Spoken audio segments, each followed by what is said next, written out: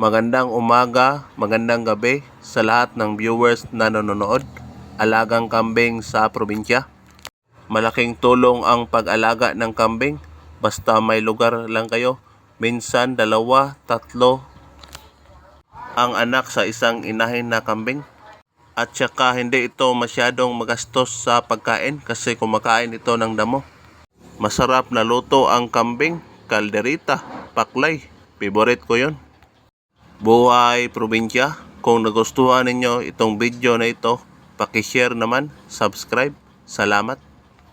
Nung nagpunta ako sa isang restaurant para bumili ng kalderitang kambing, sobrang mahal, 110 per serve, pero okay naman.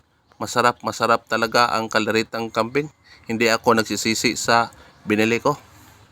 Lalo na yung kilawin at paklay, masarap din. Lalo na yung paa, ulo ng kambing, masarap sa nilaga. Lalo na pag may tanglad o lemongrass. Hanggang dito lang po. Maraming salamat sa panonood.